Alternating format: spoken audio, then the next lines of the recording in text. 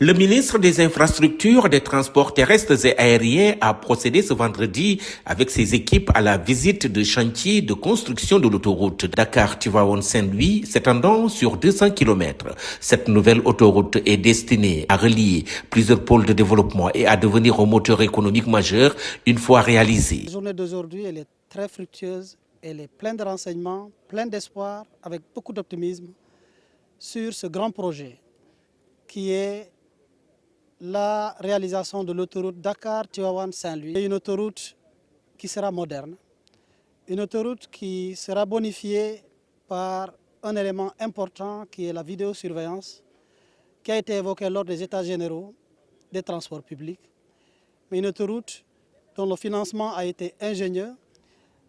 La division par l'eau permet l'accélération des travaux avec beaucoup d'entreprises impliquées. 8 départements traversés avec à minima 4 pôles. Le pôle de Dakar, de Thiès, celui du centre Louga et le pôle du Nord. Et le défi que le chef de l'État, son Excellence Bassirou Diomaye Diakhar Faye, nous a fixé, c'est d'assurer la connectivité des différents pôles. Et le pôle de Saint-Louis, le pôle du Nord, est éminemment stratégique, ainsi que les pôles traversés. Stratégique par la découverte du pétrole, comme vous le savez tous, la découverte surtout des gisements gaziers. Le ministre Yankhoba Diémé a examiné de près les détails techniques du projet présenté par les ingénieurs de l'Agence des travaux et de gestion des routes sur le terrain.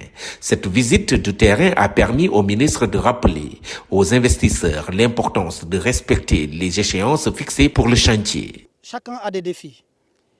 Même l'État, il faut le dire, nous avons des défis parce que pour construire ce genre d'infrastructure, chacun doit respecter ses engagements dans les délais.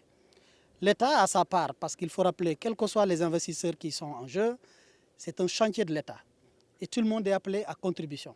Le ministre a également profité de cette occasion pour encourager les entreprises impliquées dans le projet à mettre en avant une approche responsable envers les populations à travers la responsabilité sociétale des entreprises. Oui, ils ne sont pas des philanthropes, ils sont là pour la recherche du bénéfice, mais il faut qu'on sache que c'est l'argent du contribuable in fine qui leur permet d'avoir du bénéfice.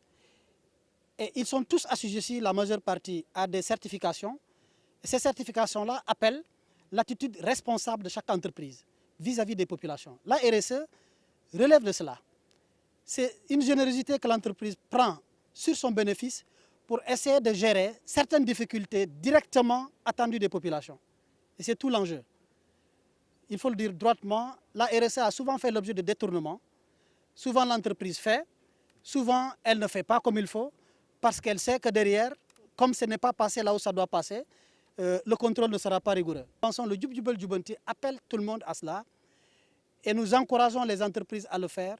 Et nous pensons que dans les prochaines dispositions, plus vous faites dans la RSE, mieux vous serez cotés, y compris par ceux qui attribuent les marchés. Yankhoba Diémé, ministre des Infrastructures, des Transports terrestres et aériens, a jugé le niveau d'avancement des travaux acceptable, tout en soulignant l'importance cruciale de cette nouvelle infrastructure dans le développement économique, notamment dans les secteurs miniers, agricoles, halieutiques et touristiques.